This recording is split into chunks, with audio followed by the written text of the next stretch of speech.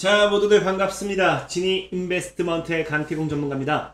금일은 지금 이 추석 연휴 동안에 계속해서 이슈가 됐던 내용인 것 같아요. 이재명 지사의 이재명 씨의 화천 대유 사태, 이제 우리 대장동 개발에 따른 이 사태가 계속 이슈가 되고 있는데, 그러다 보니까 지금 이 사태가 더 심각해지기 전에 지금이 아무래도 저가에서 주워 담을 수 있는 기회가 아닌가. 내일 당장 여러분들이 관심 가져 볼만하면 보면 좋을 만한 종목이 무엇이 있을지 방송을 통해서 알려드리도록 할 테니까 여러분들의 좋아요와 구독하기 한 번씩 부탁을 드리면서 방송을 시작해 보도록 하겠습니다.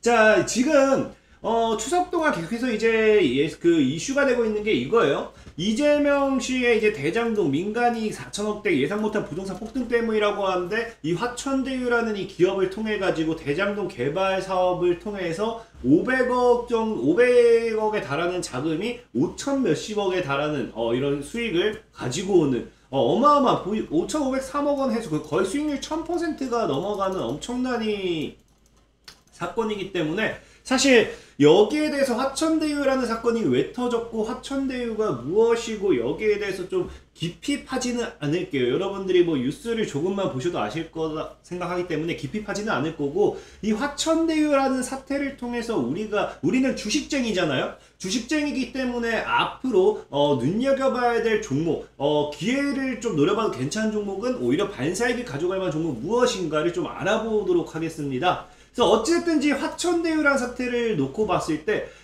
아직 결과는 몰라요. 근데 지금 뭐라고 하냐고 하면은 이재명 씨는 이제 국민의힘 게이트다.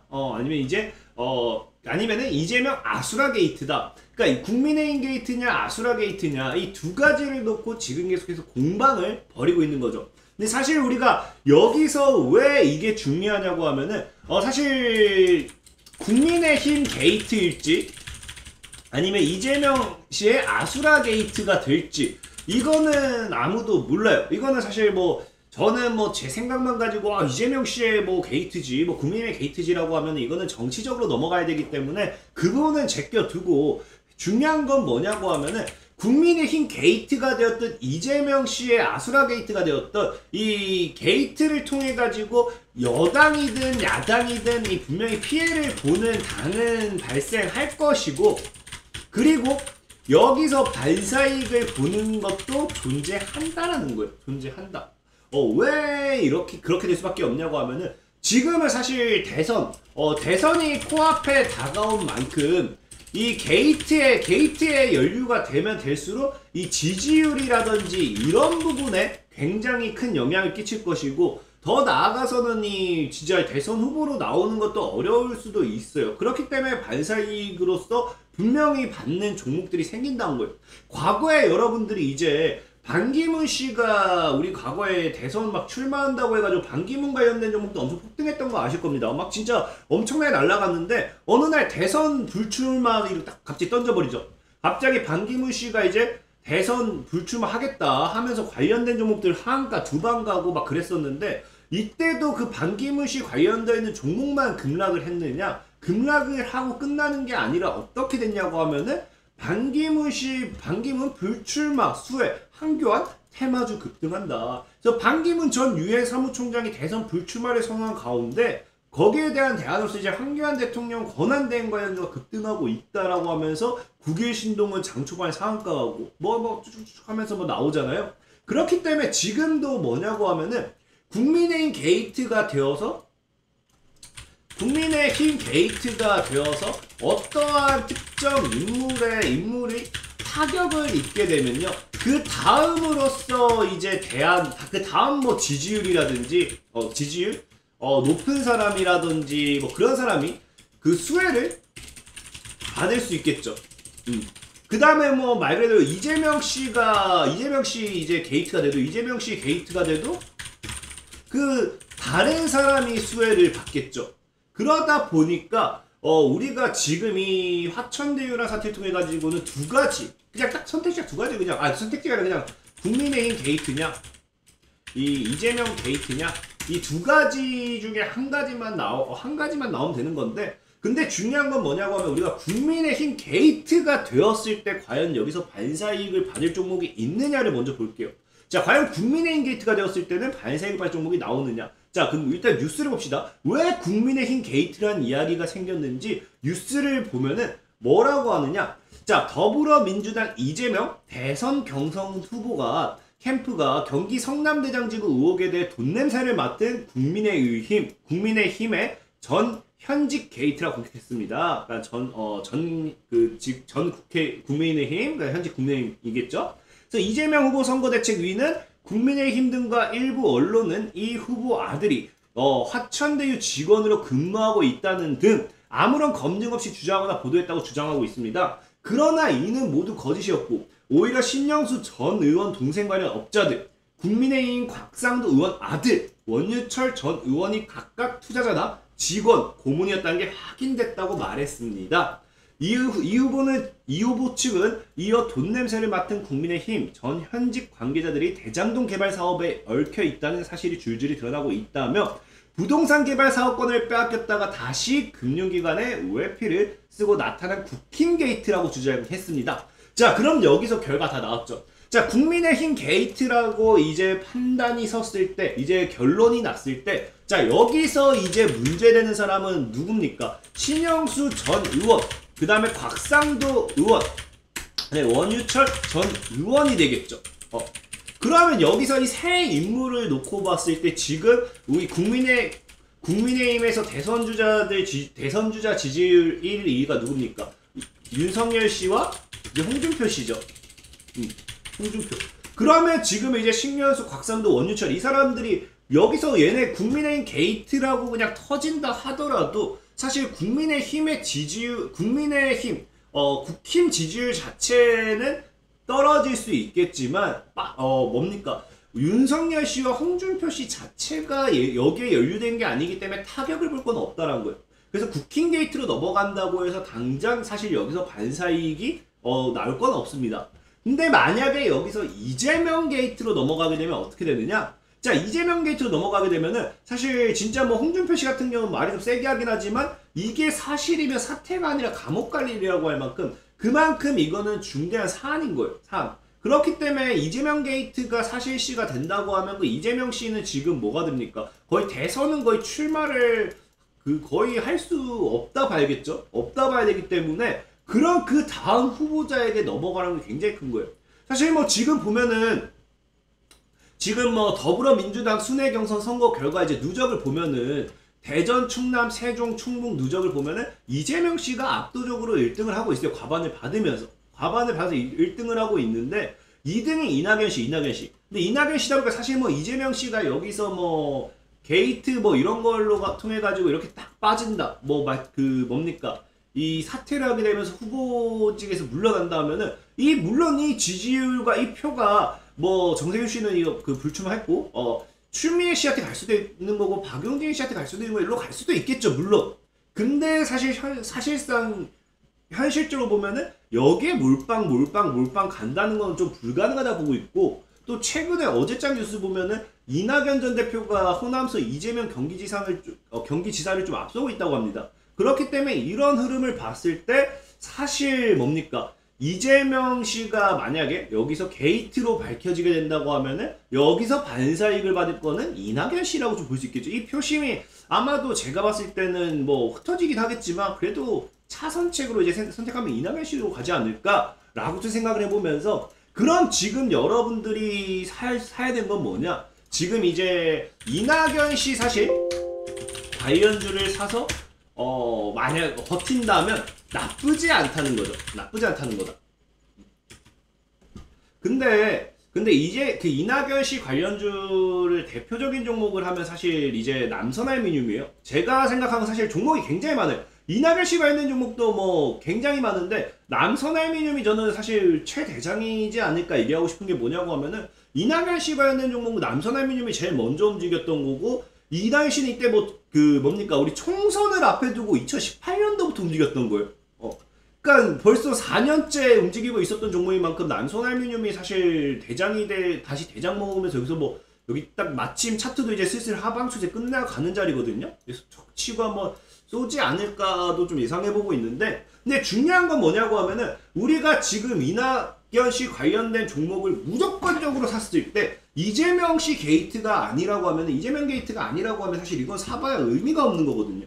그렇기 때문에 우리가 여기서 조금만 더 머리를 쓰면은 뭐 남선 알미늄을 사도 괜찮아요. 나는 무조건 이재명 게이트라고 본다. 그렇기 때문에 이낙연 씨의 최대 뭡니까? 뭐 수혜주를 찾는다 하면 뭐 남선 알미늄이라든지 뭐 인맥주 쪽으로 좀 보시면 되겠죠. 근데 이재명 게이트가 아니게 되면요. 아니게 되면은 그러면은 이낙연 씨 때문에 사는 거지만 이재명 씨 때문에라도 갈 수 있는 종목이 있다. 그러면 그걸 사면은 제일 안전하겠죠. 왜? 이낙연 씨 수혜주인데 이재명 씨도 같이 엮여 있어. 그러면은 뭐 이재명 씨가 나중에 이 게이트를 통해서 이낙연 씨가 지지율이 올라갔을 때 이낙연 관련주로 올라갈 거고.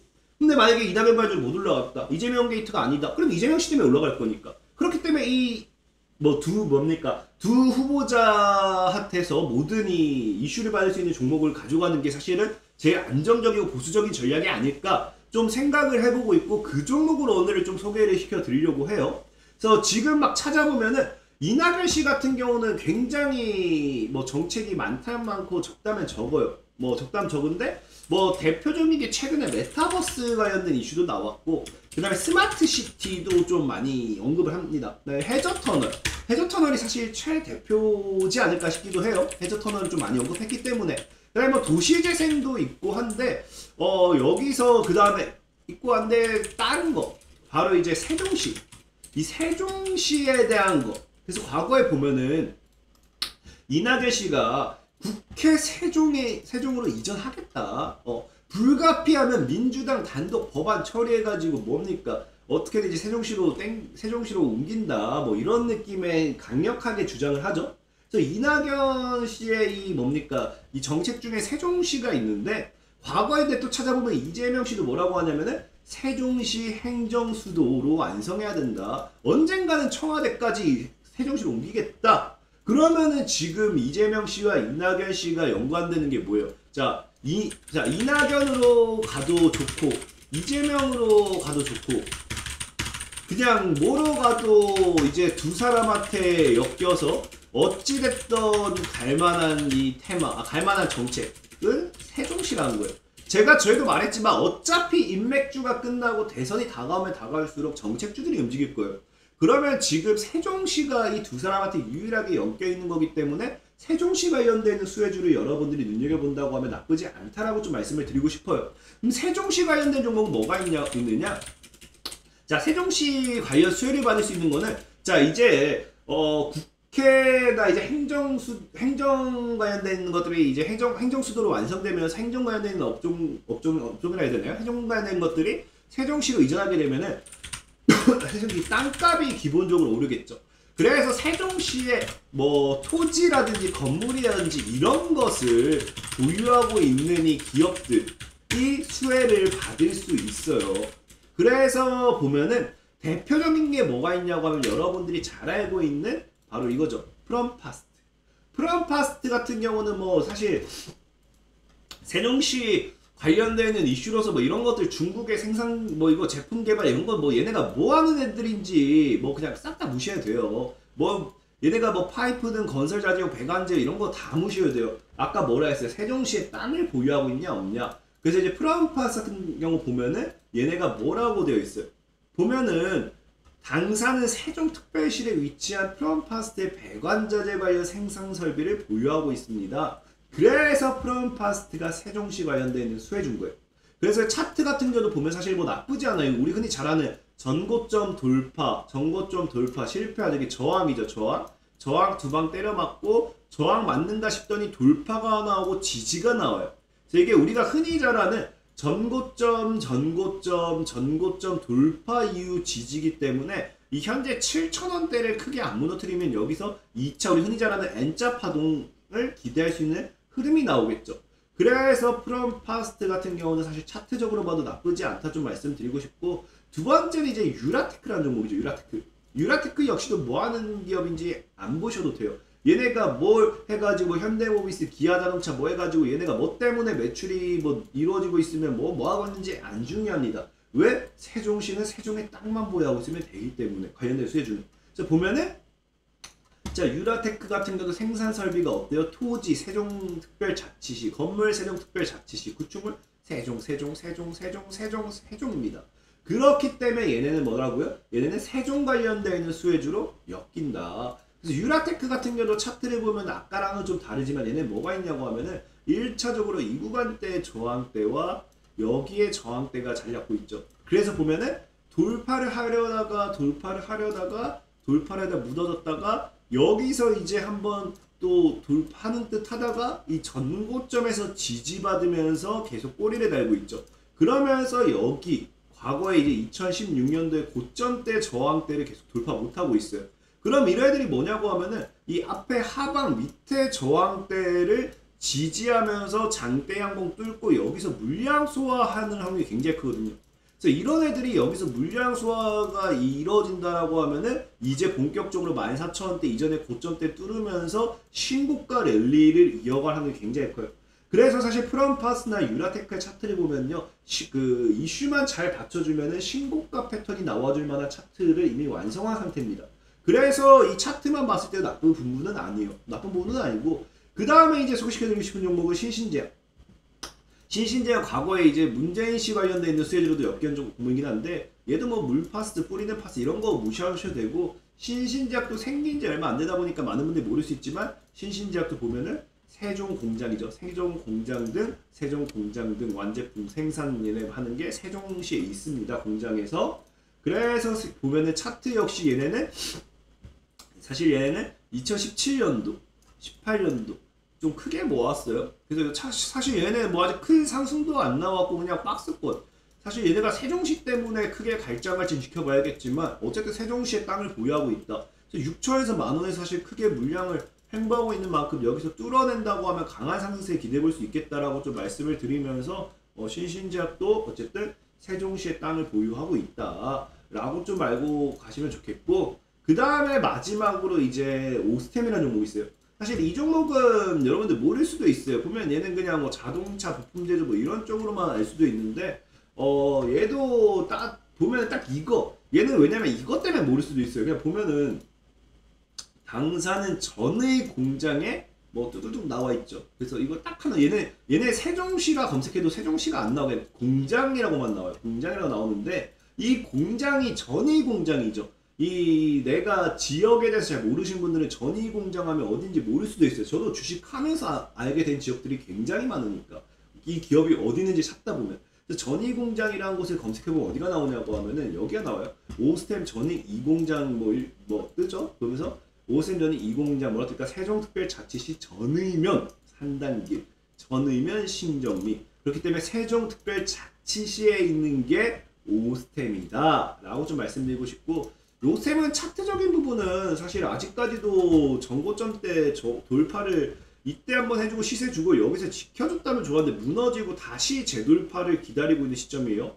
사실 뭐 오스템 같은 경우는 뭐 한다고 하면은 지금 짧은 손절가를 잡고 들어가시든지 오히려 4,000원 돌파하는 거 보면 돌파 이후에 안착하는 거 보면서 들어가시든지 두 가지가 좀 괜찮을 수도 있겠다 좀 설명을 드릴게요. 이거 외에도 좀 이것도 세종시 관련된 종목이지 않나요? 라고 하신 분들이 분명히 있을 것 같아요.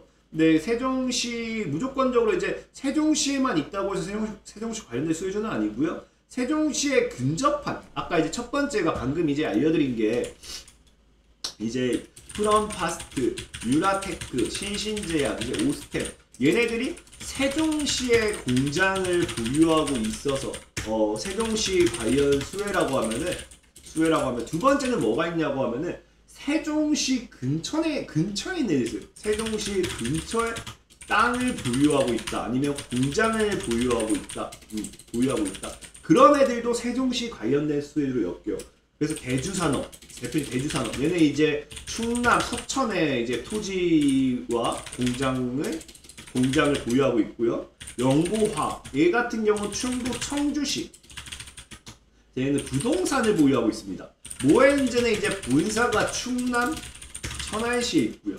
계룡건설은 이제 본사가 대전광역시에 있습니다.